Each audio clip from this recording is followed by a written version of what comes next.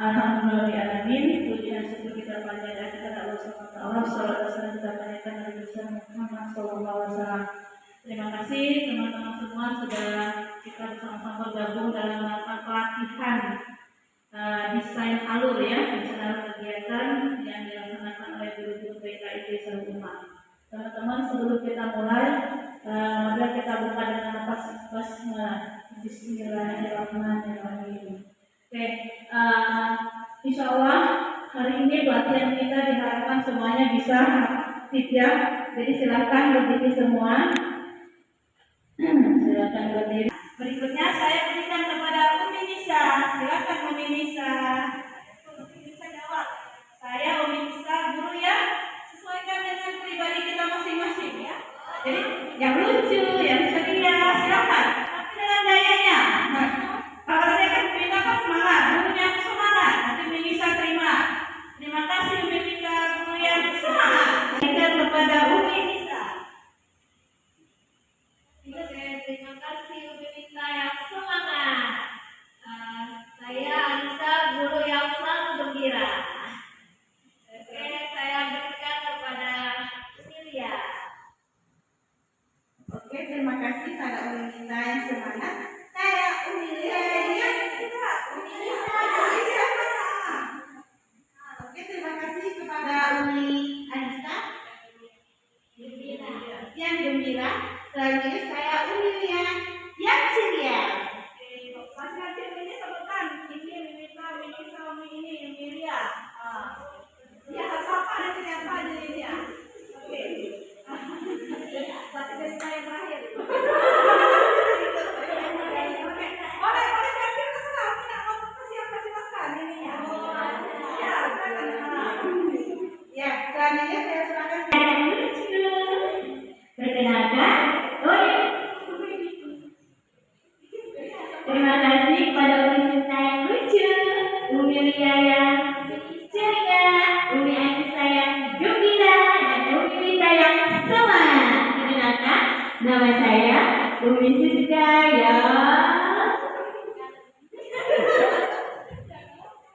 Umi Siska yang halu. Saya perkenalkan Umi Ajeng yang energi. Oke, terima kasih kepada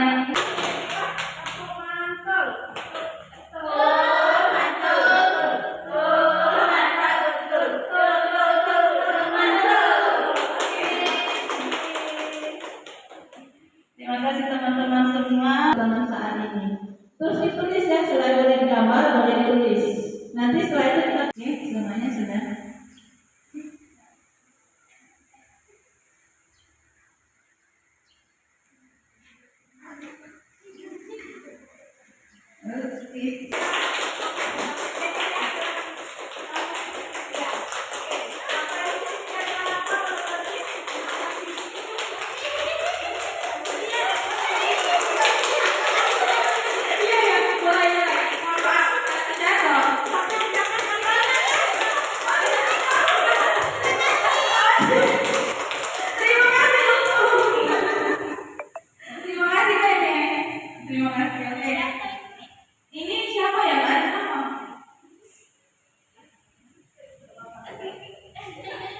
Oke, mulai dari ini Umi Siska ya.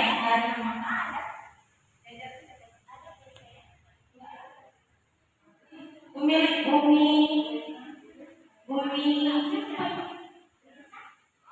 Nisa ada, Umi Lia ada, Umi Ajeng ada,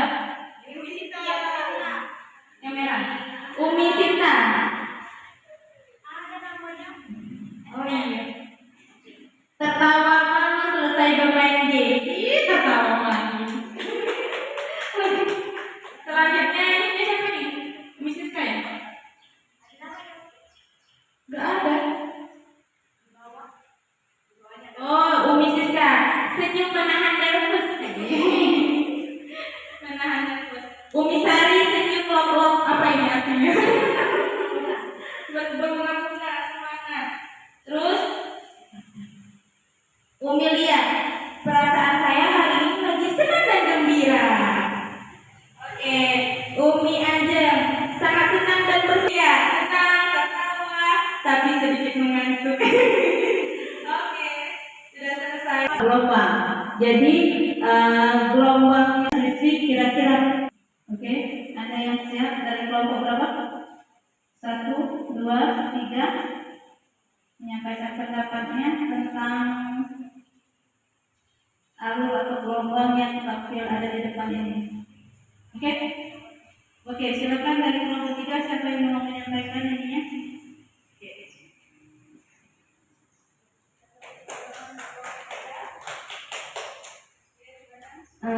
Jadi menurut kelompok kami desain alur kegiatan itu ada gambaran dari sebuah kegiatan.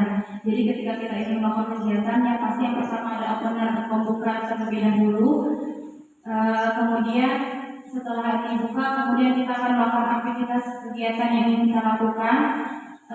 Kita masuk ke inti, kemudian di tengah kegiatan itu untuk menghilangkan rasa jenuh, bosan, mungkin harus ada energi gitu, mungkin seperti yang dilakukan kegiatan tadi kita bermain games gitu. Itu di situ, energizernya di situ. Kemudian kita lanjutkan dengan melakukan aktivitas kembali. Setelah itu yang terakhir baru kita kaitkan dan kita simpulkan apa yang telah kita dapat. Dan yang terakhir baru penutup.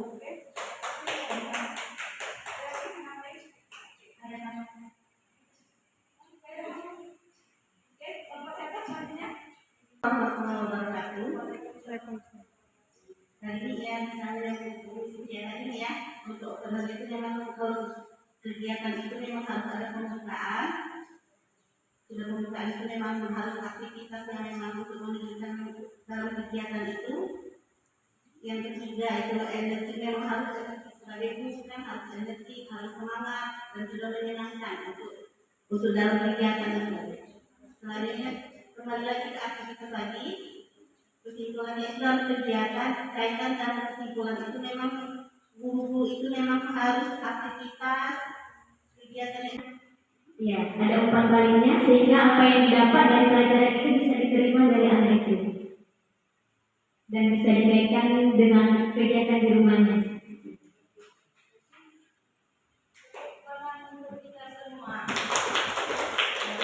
Terima kasih teman-teman. Ternyata di setiap kegiatan itu kita mempunyai pola ya, ada alurnya. Memang benar kata teman-teman tadi ada opener. Jadi ketika kita ngomong, kita mau bicara nggak mungkin langsung masuk kepada intinya. Jadi ada opener dulu. Kayak tadi kita lakukan tadi apa? Apa tadi drawing my spirit itu adalah bagian dari opener. Bagaimana perasaan kita. Jadi ketika kita di kelas mungkin kita ada kegiatan pagi. Setelah itu menanyakan kabar, apa kabar itu bagian dari opener. Kemudian ada aktivitas. Setelah opener kita menyamakan frekuensi ya. Jadi kita samakan frekuensi di opener tadi. Kenapa kita kesini mau ngapain ya? Perasaan yang berbagai macam. Tapi kita siapkan diri kita untuk menerima ilmu yang kita dapat. Aktivitas beragam aktivitas yang kita lakukan. Apa? Mau belajar silakan. Pembelajaran di kelas. Atau mau juga misalnya materi presentasi atau apa semuanya. Nah kemudian dari setiap kegiatan itu ada beberapa rangkaian kegiatan kan. Nah untuk menjeda antara kegiatan 1, kegiatan 2 dan kegiatan 3 kita ada namanya energizer. Ini seperti baterai ngecas ya. Itu setelah kegiatan ini, apalagi anak TK, fokusnya cuma beberapa menit. Untuk berganti ke berikutnya kita bisa melakukan ice breaking. Seperti kita tadi kan, ice breaking atau tepuk dulu seperti itu bisa ngecas lagi. Baru kita lanjutkan kepada aktivitas. Di energizer ini teman-teman diusahakan ketika kita energizer, usaha kita mengaitkan antara aktivitas yang satu ke aktivitas yang kedua ininya. Nanti kita lakukan setelah dilakukan bisa dilihat. Kemudian ada kaitan dan simpulkan. Kaitan dan simpulkan itu adalah kegiatan itu dikaitkan dengan kehidupan sehari-hari anak-anak. Misalnya pada hari itu mengenal tentang bentuk persegi dan persegi panjang. Nah, coba anak-anak ada nggak dari rumahnya ya?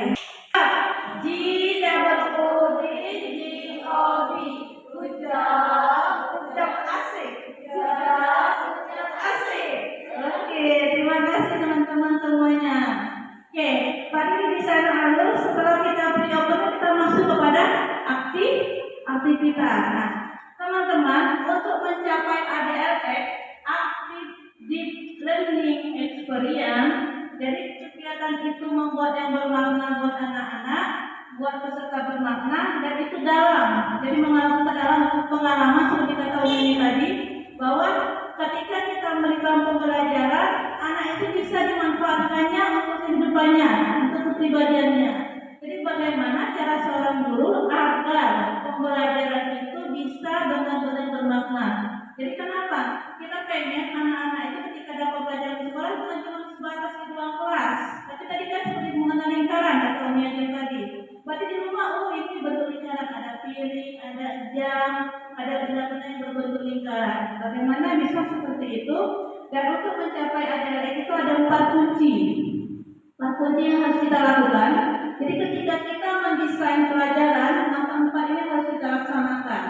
Yang pertama, individualisasi, kedua interaksi, ketiga observasi, dan 4 adalah refleksi. Nah, di teman-teman, ketika individualisasi apa yang akan kita lakukan? Ya, individualisasi adalah akomodir keunikan. Kemudian yang kedua adalah ciptakan peluang. Nah, kira-kira ciptakan peluang, akomodir keunikan itu menurut teman-teman apa ininya? Oke, Umi bisa? Yang sedang berpikir? Nah, bisa dia dipilih menjadi pemimpin di kelas atau ketua kelas seperti itu. Jadi, akomodir keunikan. Akomodir keunikan adalah setiap anak itu kan memiliki keunikan masing-masing ya. Nah, jadi ini jadi akomodir keunikan. Bisa jadi keunikan anak itu apa? Dia dari berbagai tipe kecerdasannya. Seperti tadi, ini sudah mengakomodir teman-teman. Berarti kalau Umi Nisa, Umi yang gembira, Umi Lia, Umi yang ceria. Nah, itu sifat keunikan yang ada pada diri anak. Kalau anak kita kan ada yang lincah, ada sinestesis, ada yang hobi ngomong, ada yang setelah individualisasi dan interaksi. Silakan. Untuk interaksi itu adalah interaksi dalam membangun keterampilan peserta didik untuk bekerja sama dan berkolaborasi untuk mencapai kesuksesan bersama, seperti multi arah. Contohnya ini seperti multi arah itu seperti dalam kegiatan bermain balok. Jadi anak-anak itu sebelum bermain balok itu diajar dan diarahkan untuk gimana cara bermain baloknya. Nah, diambil yang mana yang bisa bekerja sama. 4 kunci ya, 4 kunci dari adik-adik. Sedangkan kunci-kunci yang A, B itu adalah elemennya. Nah, jadi kalau interaksi punya kuncinya interaksi, elemennya dalam multi arah dan sukses bersama. Kalau multi arah, berarti kalau kita dari gambaran teman-teman tadi menyampaikan bahwa multi arah itu berarti bagaimana seorang pendidik itu bisa berinteraksi dengan gurunya, murid dengan sesama murid, kemudian murid sama materi, dan murid kepada lingkungan pembelajaran. Kalau murid sama guru, berarti bagaimana? Seperti kata Umi Lia tadi, mau sentra balok. Hari ini kita sentra balok anak-anak, kita membuat apa? Kita jelasin. Ada aturan-aturannya. Itu adalah apa? Interaksi murid dengan guru beserta materi pembelajaran. Oh, materi kita hari ini adalah tema kita adalah membuat misalnya istana. Itu ada materi yang akan kita sampaikan kepada anak. Nah, bagaimana anak berinteraksi dengan siswa? Dia membangun bersama. Kita sama-sama yuk buat ini, seperti imajinasi tadi. Jangan kamu jadi polisi ya, aku jadi ininya, aku jadi itulah. Bagaimana anak berinteraksi sesama muridnya. Jadi kita ciptakan peluang untuk mereka bisa berinteraksi. Kemudian dengan lingkungan, bagaimana kita setting lingkungan sekolah kita, setting kegiatan siswa kita. Seperti kemarin kita ada kegiatan yang beca, tema transportasi. Bagaimana untuk setting beca itu bisa jadi cantik, bisa jadi bagus, dibawa keluar jalan-jalan bersama. Nah, jadi kita ciptakan itulah sukses bersama. Jadi semua anak berkolaborasi, guru berkolaborasi. Bagaimana semua siswa, semua peserta didik kita itu mendapatkan hal yang sama, mendapat pemahaman yang sama.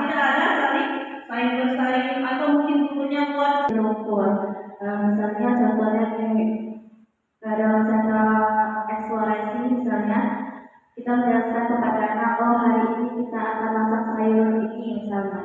Nah, dalam hal itu observasi memiliki dua elemen, yaitu pastikan pencapaian. Di sepanjang proses pelajaran, guru harus melakukan beragam upaya untuk mengetahui di mana posisi pencapaian anak. Caranya mencermati pendapat atau pertanyaan diajukan. Jadi kita itu mengobservasi, melihat di mana anak itu mengajukan pertanyaan tentang memasak sayur, misalnya manfaat sayur, terus bagaimana caranya memasak sayur, dan itu saja. Dalam proses belajar itu gurunya mengamati apakah anak ini bisa mencapai target yang kita mau, yang kita inginkan. Nah, kalau belum bisa, nanti kita ulang lagi seperti Umi bilang, diulang minggu depan, gitu. Nah, setelah itu ada asesmennya itu mungkin bisa seperti sentra eksplorasi tadi, misalnya kita suruh dia apa yang dia ingat dari kegiatan sentra itu, suruh dia gambarkan apa yang dia ingat.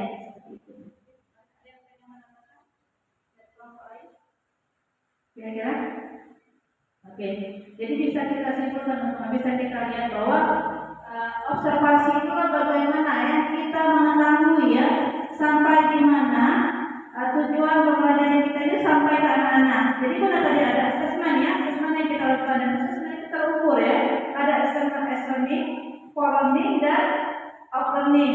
Kalau out learning itu berarti setelah pembelajaran atau sebelum pembelajaran? Kalau out learning setelah pembelajaran. Jadi kalau open itu bisa jadi rapor bulanan, atau misalnya BPS atau segala macam itu ya, rapor bulanan, rapor semester itu adalah opening. Kalau biasanya mungkin ada ujian ya, ujian. Nah tapi kenapa kalau kita itu wajibnya kepada learning dan learning? Learning kita lihat piramidnya paling besar, ya. Learning itu yang diurut piramid paling besar. Kenapa? Assessment yang kita lakukan selama proses pembelajaran itu yang kita lihat, boleh secara formal maupun non formal. Jadi kayak tadi kata Umi Sister tadi, ketika mau sentra eksplorasi yang tadi buat sayur ya, anak-anak itu bisa sesama mereka lihat, oh aku bisa masak sayur, aku ini itu bisa mereka lihat. Jadi bagaimana teman-temannya bisa kita saling menilai, saling melihat, gitu kan? Assessment for assignment. Jadi selama proses pembelajaran itu benar, misalnya guru bisa melihat, bisa menanyakan, Mak, kenapa kita makan sayur? Nah itu adalah punya bisa untuk biar nggak sakit mata, biar badannya kuat seperti Popeye, dan itu adalah asesmen yang kita lakukan. Nah, setelah itu bisa kita lihat bahwa secara keseluruhan setelah selesai boleh bisa dicatat PSH, MN, BSB, itulah learning yang kita dapatkan. Jadi lebih utama pada kemudian manfaat sayur bayam itu apa, itu akan menjadi yang lain. Silakan yang lain.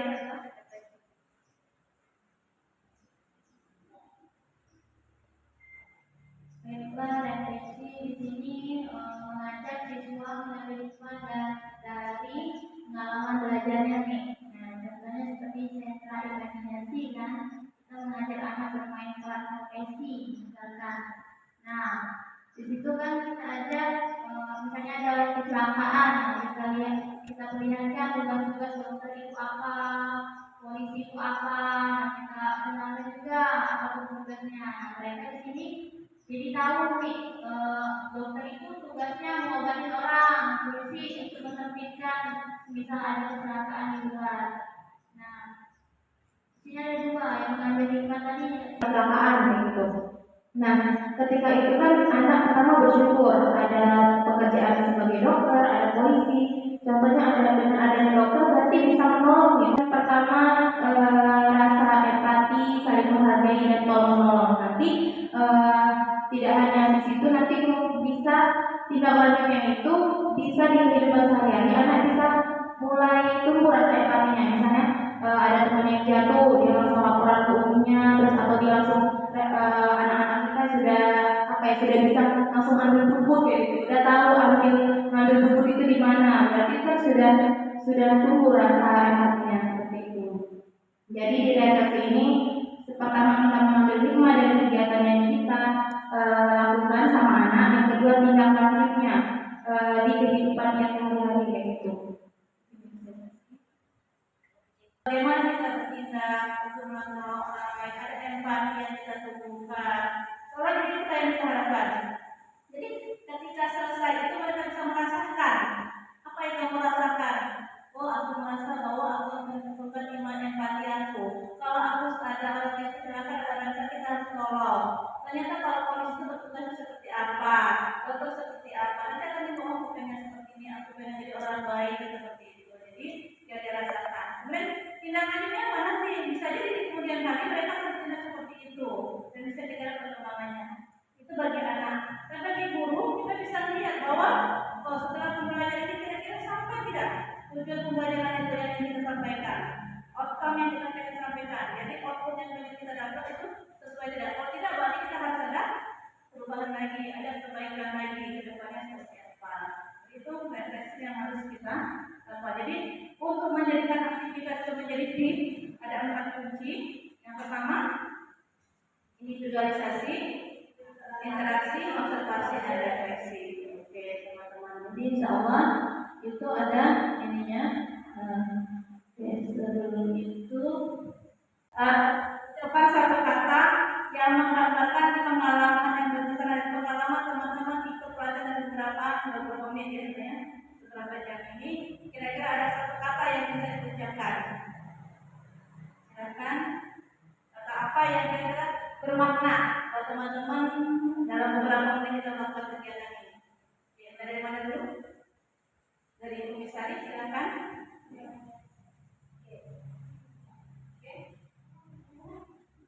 Kata-kata yang bisa Kata-kata yang menggambarkan pengalaman hari ini luar biasa, manfaatnya banyak.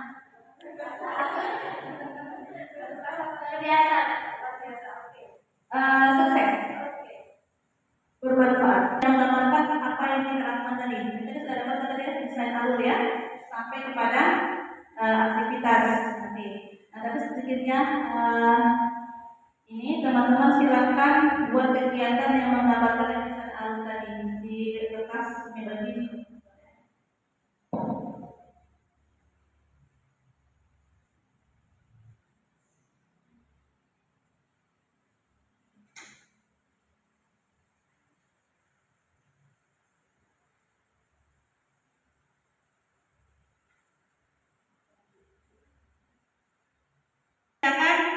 Apa yang teman-teman dapat dari awal sampai akhir pelajaran ini, apa materi pelatihan ini?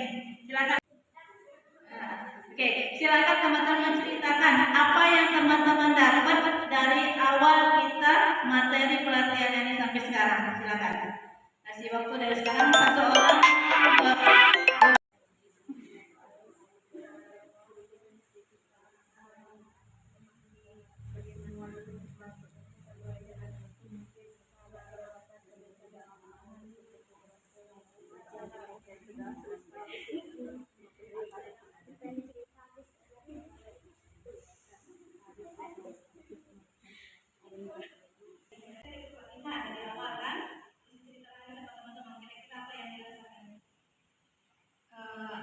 Yang dirasakan di pelatihan hari ini, alhamdulillah sedikit demi sedikit memahami apa yang dipelajari hari ini. Terus masih agak sedikit kebingungan juga, belum terlalu memahami. Bermanfaat, gratis kok ilmunya kan untuk kami yang baru banyak yang manfaatnya kan. Ini pengennya seperti apa kedepannya supaya lebih baik lagi mengasihkan diri gimana cara mengajar kan dia belajar lagi banyak belajar lagi nih.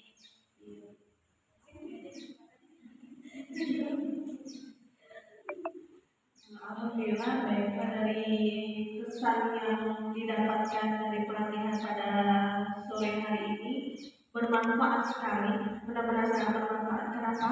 Karena ternyata dalam proses belajar itu kita tidak hanya memberikan anak-anak itu belajar dan bermain saja, tapi ada tahap-tahap yang harus kita lalui seperti open dengan aktivitas dan jadi dalam kegiatan itu kita harus bisa menciptakan atau menimbulkan efek yang luar biasa bagi anak-anak, karena seperti kita tahu bahwa masa anak-anak usia dini itu adalah masa masa mereka untuk bertumbuh seperti itu. Jadi juga sedikit menjadi tamparan seperti diri sendiri, karena di dalam kelas mungkin ada bagian alur dan tahap yang mungkin ketinggalan. Jadi di sini ternyata aku ketinggalan bagian refleksi selama ini. Jadi di sini tuh bisa evaluasi diri menjadi lebih baik lagi saat di dalam kelas nanti. Terima kasih. Perasaannya yang pasti setiap belajar itu merasa bahwa oh ternyata selama ini masih banyak kurangnya. Kemarin udah pernah kan belajar tapi masih belum dapat kesulitannya. Tapi kalau hari ini ternyata lebih ke inti ya, lebih ke inti kita belajar kegiatan, terutama di sini kegiatan sentra. Jadi memang belajar itu ada tahapannya, kita nggak bisa melewati. Misalnya kita tadi langsung ke inti, nggak bisa, kita harus opener dulu karena kita harus membangkitkan semangat anak dulu. Ketika dia ketemu kita tuh dia harus semangat dulu, jangan pertama-tama udah nggak enak gitu. Sehingga kita bisa masuk ke tahap selanjutnya seperti kita melakukan aktivitas inti. Kemudian memang ternyata yang sangat penting juga itu adalah refleksi yang sudah kita pelajari tadi. Jadi nggak cuma kita ngajari 2 tambah 1 3, 2 tambah 2 4, tapi juga dari keseluruhan yang kita ajarkan itu apa hikmahnya gitu, efeknya apa? Karena sebagai seorang guru itu tidak hanya mengajarkan ilmu tapi mendidik, yaitu mengubah perilaku anak menjadi lebih baik kayak gitu. Makanya setiap kegiatan kita harus dikaitkan dengan kehidupan sehari-hari. Tadi seperti di GSD itu ada ukhrawi dan duniawi kayak gitu. Program yang kita hasilkan dari kegiatan hari ini, jadi bagaimana seorang guru bisa menciptakan kegiatan pembelajaran yang bermakna buat anak dengan alur-alur yang sudah disiapkan dari opener. Jadi kan opener kalau kita bisa kegiatan ini kita pakai opener, pakai bisa alur ya. Yang pertama ada openernya tadi yang kita drawing, ada adjektif opmi tadi, kemudian kita masuk ke aktivitas, setelah aktivitas kita ada energizernya, kemudian ada ostrom itu apa itu? Itu sebenarnya adalah sama party itu adalah apa ya? Kaitkan dan simpulkan sebenarnya. Jadi teman-teman bisa mendapatkan bahwa menyimpulkan dari bahwa materi kita itu seperti apa. Nanti yang kita dapatkan ini begitu ada bersama anak-anak, kita bisa tanya, kita bisa asesmen mereka bahwa apa yang teman-teman dapat hari ini, walaupun kita belum bisa nulis, tapi kita bisa lihat sampai di mana. Nah, kita bisa merefleksi bahwa pembelajaran itu sudah selesai belum, sesuai belum, dan dapat belum outcome-nya. Jadi harapan kita bukan cuma sekedar output.